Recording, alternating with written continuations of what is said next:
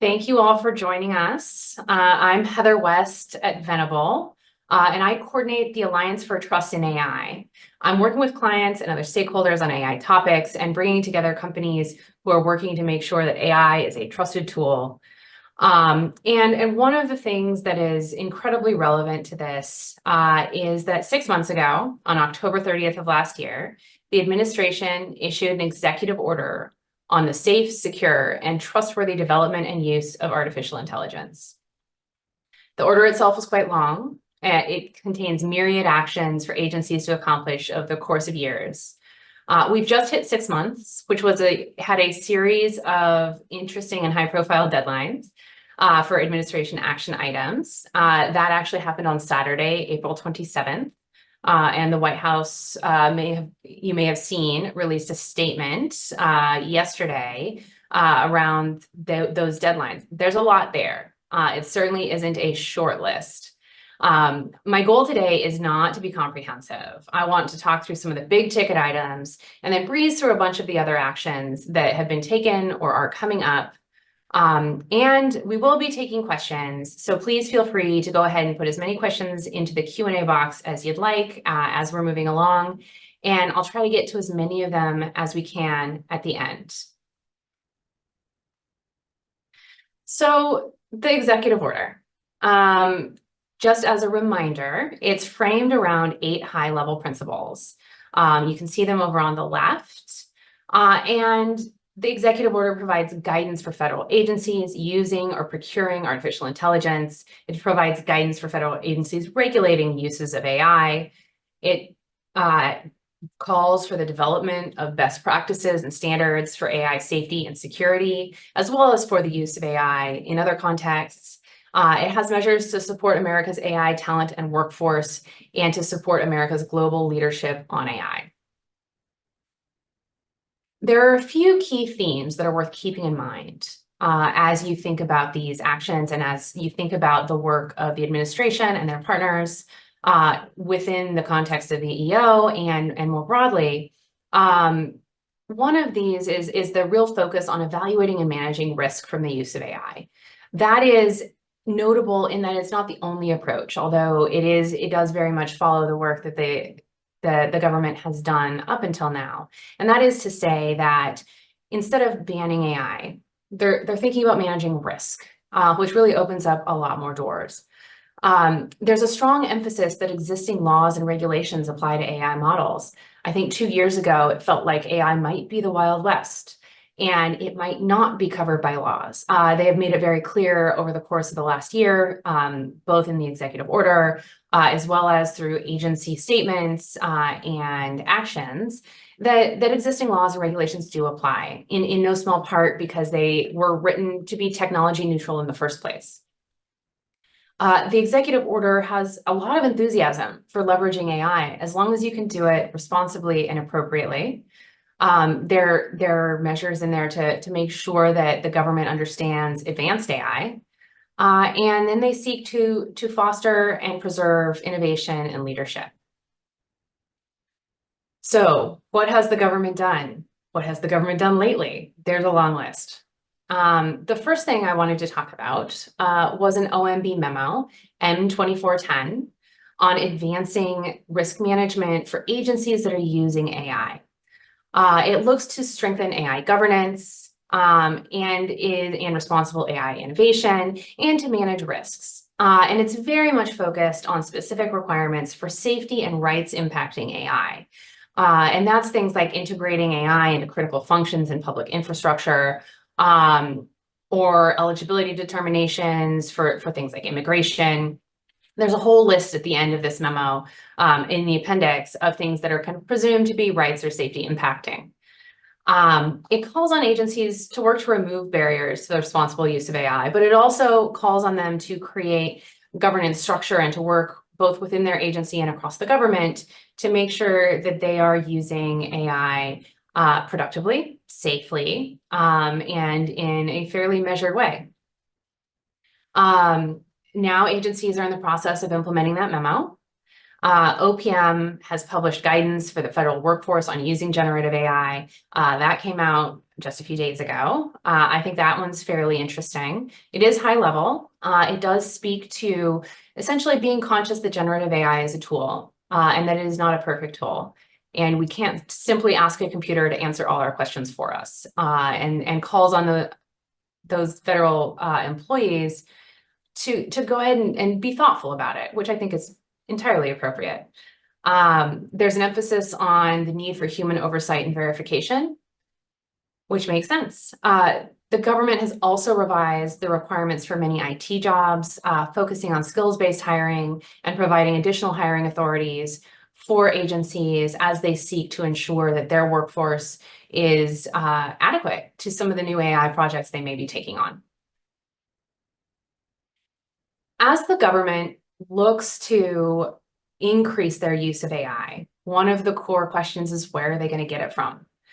So GSA under the EO was called on to prioritize AI and other emerging technologies under FedRAMP.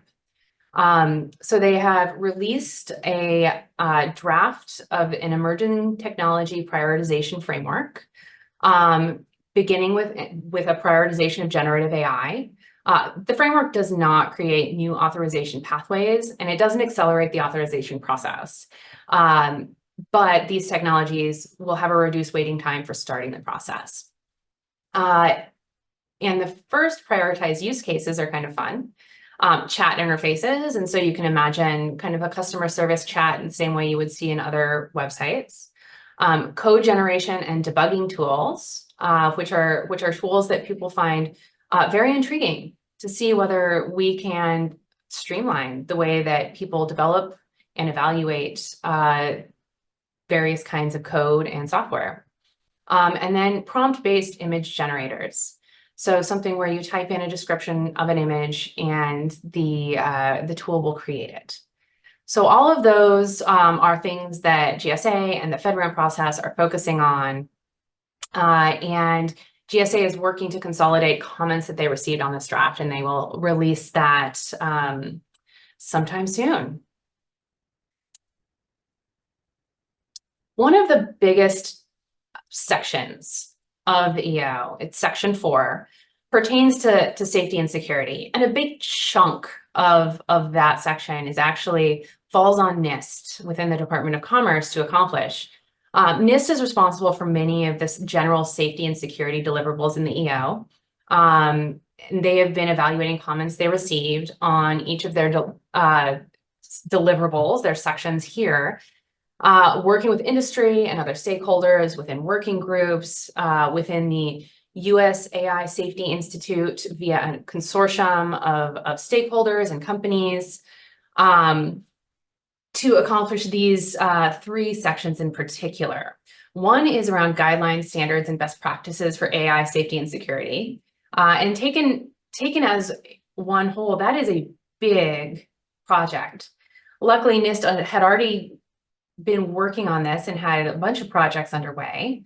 But they're also turning to that AI risk management framework and thinking about ensuring that it is a good fit for generative AI. We'll talk about that in a minute. Another one of their near-term deliverables is a report on reducing the risk of synthetic content. And synthetic content is anything that has been significantly and materially changed by a computer, whether that's AI or not. And so that's something, maybe an image filter. A chatbot's response to your question would be synthetic content. There's a lot of different pieces of this. Last but not least, they are working on putting together an approach for technical standards for AI around the world. So you'll see all of these June, July, that's coming pretty soon.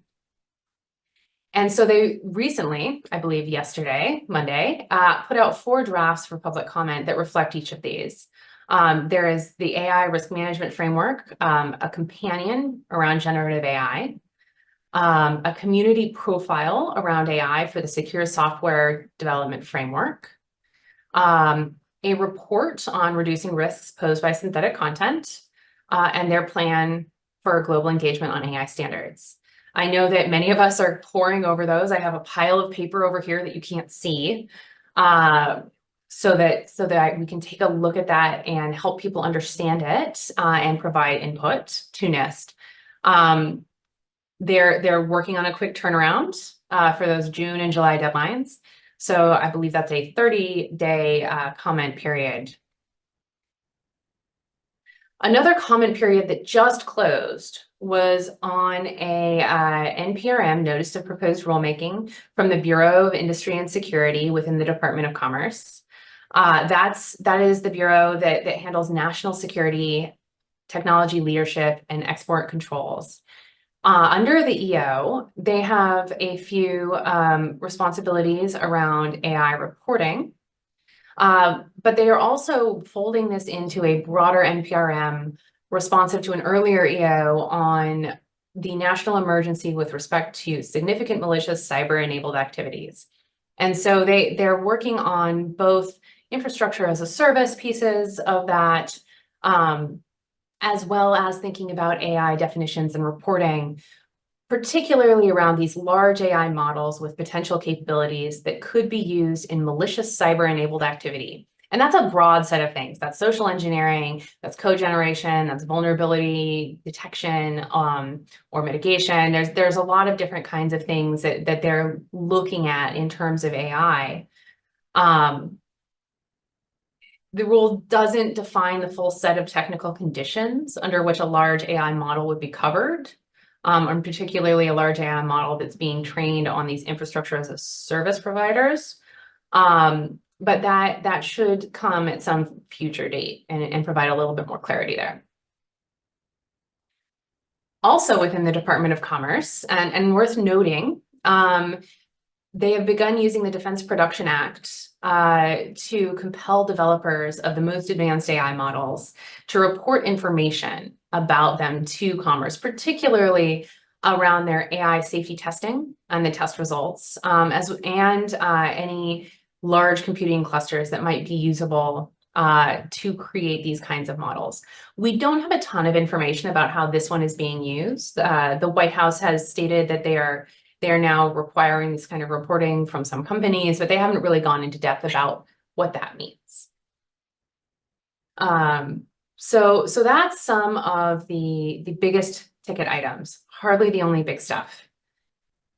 So let's walk through just a few more of these. As I mentioned, the safety and security section, section 4, is frankly huge. There's a huge amount of work on it around things like critical infrastructure and how AI is used in the financial sector, and whether AI can be used for vulnerability detection in mitigation.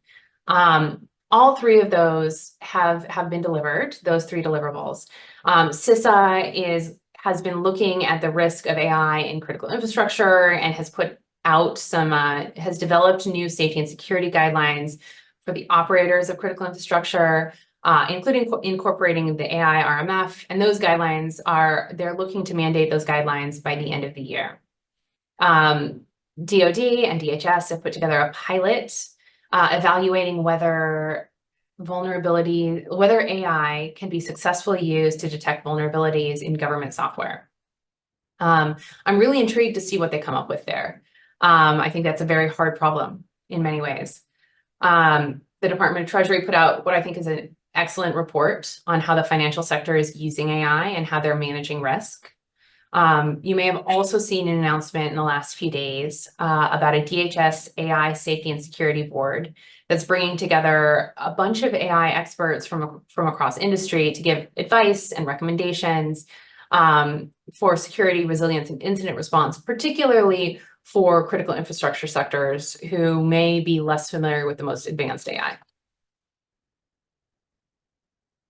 That leaves a lot coming in the next few months, let alone the next year. NIST is going to use those comments I mentioned earlier to put out their guidelines for deploying trustworthy, safe, and secure AI. That's due in July. Stay tuned. I think that we will have more discussion around these topics in that time frame. At the same time, DOE is going to develop some AI test beds to help people understand and mitigate AI security risks, and really understand what their products are doing. NTIA is putting together a report on the risks, benefits, and recommendations for what they call dual-use foundation models. And that is advanced AI models that can be used for good things and for bad things, particularly those with widely available model weights. And that just means that it's a little bit easier for people to replicate that kind of model. And then, as I also mentioned, a synthetic content report around the standards, tools, and methods for authenticating, tracking provenance, labeling, and detecting AI generated or otherwise synthetic content. And that's only in the next 3 months. At the same time as the government is thinking about safety and security, they're also thinking about how to make sure that we continue innovating. One of my favorite projects from the EO is is the pilot for the National AI Research Resource. And they're going to be working on standards and evaluation, education and training materials, and then making sure that there's a way to distribute the kinds of resources, both computing power and data, as well as training methods that might help people who otherwise are a little bit behind in terms of training their own AI and integrating their own AI. I think it's going to be a really valuable program. They're putting out some kind of regional partnerships and institutes to help people think through how they can best leverage AI. The US Patent and Trademark Office has published guidance on AI inventorship. And what that means is, how can you use AI when you're creating something patentable? And the answer is, a human still needs to be involved. PCAS, the Presidential Council of Advisors on Science and Technology, has a report on how AI can be used for science and research, which honestly, that's a green field, right? This kind of technology can be incredibly helpful and incredibly beneficial. And we've already seen a lot of that. Folks have been using AI to innovate and to research and to do science, frankly, for a very long time. One of the places that they're emphasizing, though, is climate change and making sure that we have the tools in place to use AI, both for addressing climate change and to think about improving things like the electrical grid. So all of that is done, and I love the little robot clip art. It's probably the cutest little clip art in here. Up next, we have a bunch of really interesting things. I think one of the things everyone has been waiting for is a report around copyright, and particularly how copyrighted data can and should be used in AI training and the copyrightability of AI outputs. The report will contain some executive actions, some recommendations anyway, that may then be taken. This is one of those places that folks have had a lot of questions. The law is not clear. It's one place that is a little bit unsettled right now, and there's a number of lawsuits as well that are working their way through the courts around these kinds of questions. USPTO is also going to issue some additional guidance. And the Department of Labor is going to update their Schedule A list for AI and STEM occupations, particularly the ones that we don't have enough of in the US and we don't have enough workers to fill. And so that's another big undertaking, because of course AI is impacting every sector of the economy.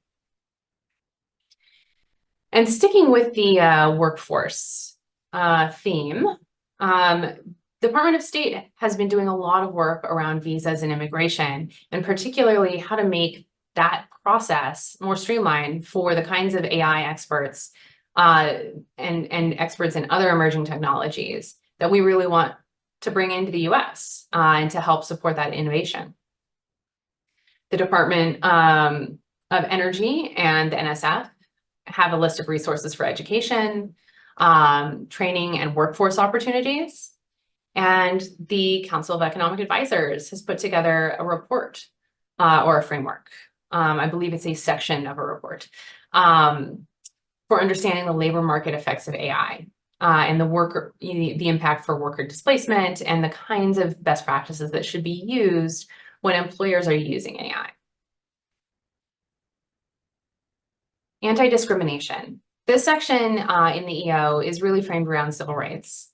There's a number of very impactful pieces here. And so a number of agencies have issued guidelines on using AI, using automated systems in implementing and providing benefits. And that is state, local, territorial level, as well as folks like HHS or HUD as they are approaching their own benefits programs.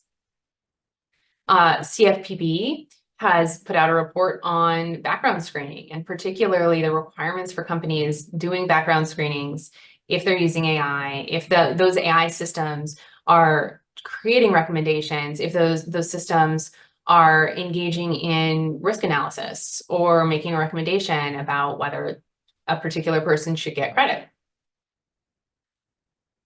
And up next, we'll see a report on the use of AI in the criminal justice system. I'm intrigued to see that. I think that there's a number of places that AI could be used very helpfully, but a number of places that we've seen it run into some problems as well. The Department of Labor will be putting out some guidance for federal contractors around preventing bias when they're using AI systems in hiring. So there's a lot happening there that could be very impactful and helpful. I think that it will be a key element here to make people comfortable with this, because as folks know, AI can magnify existing issues and systemic problems, or it can be used to help fix it. And so these reports should hopefully help guide folks in the right direction. Consumer protection. So the consumer protection section focuses on a number of particular sectors. One is around health and human services. And so HHS has developed a strategy to assess AI quality and assurance. They've launched an AI task force. This is particularly important because of how impactful these kinds of technologies are and will be in the future in healthcare, in human services, and also how it might impact individual people. To that end, HHS has put out principles around addressing potential bias in these tools as they increase in their use. The Department of Transportation is looking to evaluate the transportation sector's need for AI guidance and getting advice from the Non-Traditional and Emerging Transportation Technology Council. And the Department of Education has begun developing resources, policies, and guidance for AI use in education. I'll give a call out for this one. The Department of Education already has a bunch of really good resources that they've put out for educators and for folks thinking about students and learning throughout someone's lifetime. And those resources are really quite nice and approachable. They're worth looking at. The Department of Education will put out more probably around the October timeframe. They actually have a deadline in the EO then, but I put this one in the It's Been Done section because I think that the resources they already have are pretty dang good. One of the things that is upcoming is an HHS safety program around AI and some guidance for the use of AI in healthcare and drug development and particularly focused on AI-associated errors. And what that means is, human judgment and an AI are never going to be equal. They're both good at different things, but they both tend to make mistakes in different ways. And so making sure that folks in the healthcare sector and in the drug discovery sector have a good understanding of where these tools should be used and where they need to pay maybe a little bit more attention is very timely. And so I'm looking forward to seeing what that one looks like. And the government. Amidst all of these different initiatives around AI technologies, the government has been doing a few things for themselves as well. There's the Technology Modernization Fund. They've put out a call for AI proposals. There's a number of partnerships with the National AI Research Resource to provide data sets and other resources for the use of the public. Folks are at agencies are putting out, or at least submitting, they're not necessarily publishing, reports and assessments on the potential risks related to the use of AI in critical infrastructure. And that will help inform some of the guidance and guidelines that will be coming out over the next few months. And then civil rights, the Department of Justice is bringing together a number of civil rights office leaders and senior officials to talk about civil rights and equity in AI. And some more. OMB has put out a memo on pay flexibility and incentive pay to make sure that they can hire the AI talent that they want through something that they have called the AI talent surge. OPM and labor are looking at ways to increase the federal AI workforce. And as mentioned earlier, doing guidance for skills-based hiring and for contractors, and ensuring that the competencies for various roles actually matches what they would be asking those employees to do. And then OPM in the last few days published guidance for the federal workforce on using AI. It focuses on different kinds of use cases and emphasizing, again, the need for human oversight and verification when you're using generative AI. They're good guidelines. They're reasonably common sense for folks who have spent a lot of time with generative AI, but it's really potentially helpful for folks to understand and have kind of OPM guidance on it. One of the things we always talk about when we talk about AI is privacy, because of course, AI is driven by data. And there are a number of EO actions on privacy. One is privacy impact assessments and talking about how to make them more effective.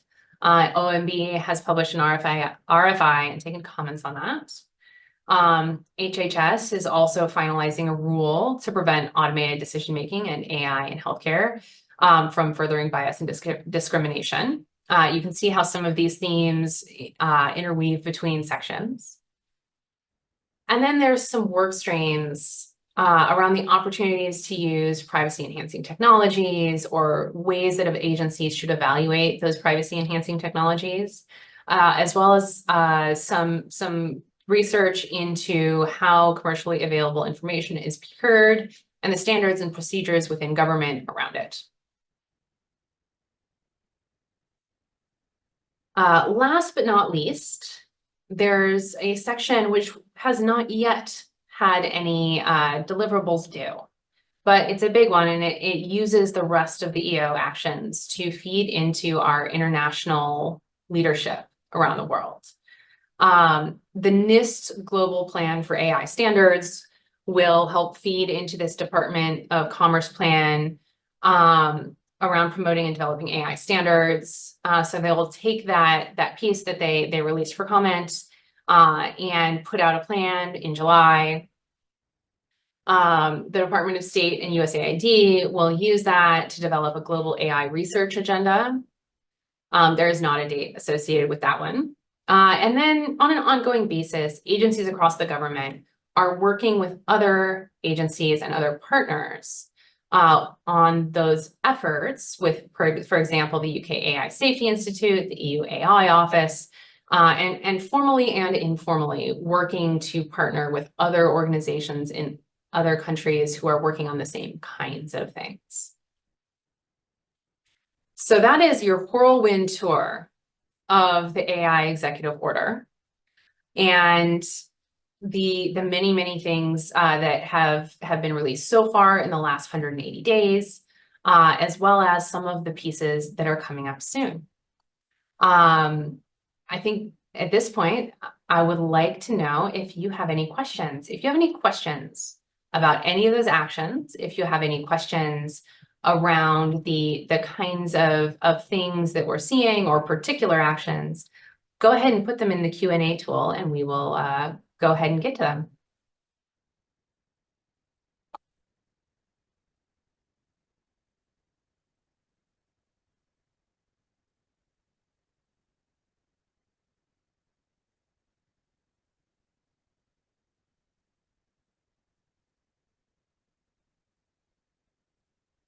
All right.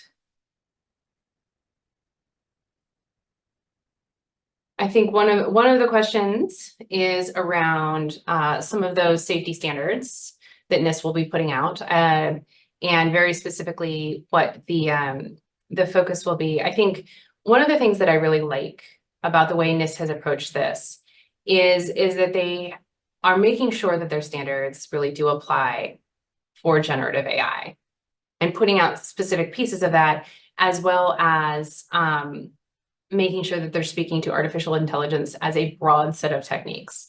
And so I think that a lot of these do a good job of that kind of broad world spanning understanding of how to do some of these safety pieces. I'm waiting to see some of the discussion around testing and evaluation and how NIST is going to look to put some guidance out, and how it thinks about things like red teaming, where people are kind of engaging in adversarial testing to understand the benefits and risks of particular kinds of models.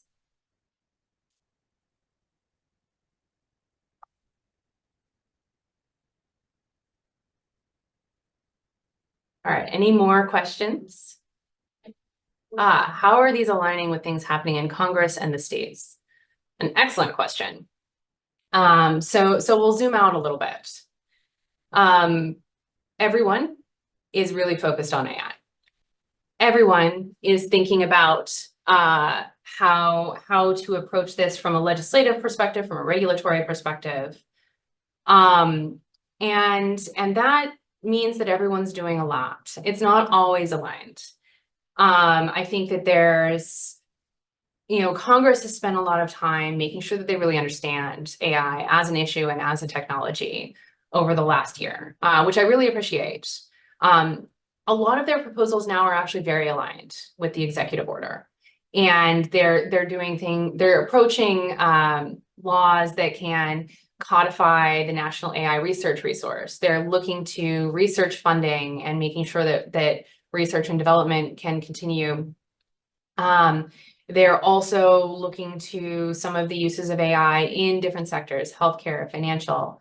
They are looking to codify the use of the AI risk management framework from NIST across things like critical infrastructure and other things. There's some of those proposals are somewhat duplicative.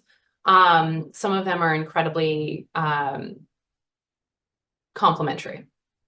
There's also some proposals around deepfakes, elections in particular. There's a focus on deepfakes in elections,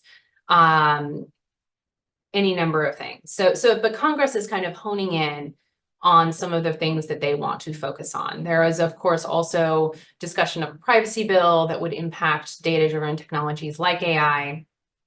And at the end of the day, we're going to see what comes out of it. But a lot of the actions that Congress are taking they are relatively in line with the EO. Now, the states are a little bit more difficult. There's been hundreds of proposals around AI in the states, some of which are very basic and do things like require the AI RMF, some of which are much more difficult. For example, a proposal in California that means you would not be able to develop AI until you could promise it was safe, which is a very high bar and usually not the order it goes in. Usually you develop a product, make sure it's safe, and then release it.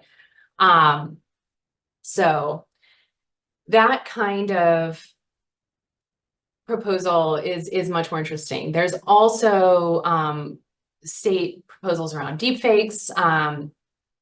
Tennessee passed one called the Elvis Act. Their eligibility or hiring related ones. For example, New York, I think, had the first one of those around how AI is used in employment. But the number of state actions is frankly a little bit overwhelming. But there is a lot going on there. Next question. Does the EO discuss or encourage engagement with states? Many states have focused on task forces, hiring, discrimination, and election interference. So we have a question that I half answered. but we can go a little bit more in depth there. The EO does actually have a few places where they call on agencies to engage with states. Now, the EO tries very carefully to stay in their own lane, and that is for the federal government in the administrative branch. Now, some of those, particularly oh, now I'm going to blank on it. There are several agencies that work a lot with benefits programs across the states, municipalities, and territories. And there are some questions or some deliverables in the EO for those agencies, particularly around the delivery of public benefits, whether that's a grant, whether that's support. And so there's some guidance in there for the states, but not a lot of direction. USDA, for example, published a framework for state, local, tribal, and territorial use of AI for public benefit administration. That one came through yesterday. And it does address one of the things that people are very worried about, very concerned about, the idea that we're going to incorporate these AI tools before we really understand the impact that they might have on those really critical benefits programs. The other part of your question, states have indeed focused a lot on task forces and learning opportunities and making sure that they understand AI. They are often turning to hiring discrimination and other kinds of discrimination first, in no small part because that's something that isn't AI specific and often already has some rules in place. It's more problematic when a state is proposing a different kind of mitigation for discrimination if it's using AI. Last but not least in your question, election interference. There are a number of proposals, particularly around the use of AI and synthetic content in the political process, in the democratic process, and in elections. I have not seen any. I'm not tracking any of the state actions on that front, but I know that folks are very worried, and I know that Congress has also proposed a number of bills on that front. The idea being that we can manage the risk of deepfakes and other synthetic content in this election season, but I haven't seen a lot of really comprehensive specifics out of that. All right, any more questions? All right, I'm not seeing more questions come in, which means that we've answered everything. And I want to thank you for joining us. And if you do have questions in the future or would like the slides, please reach out and let me know. Thank you very much.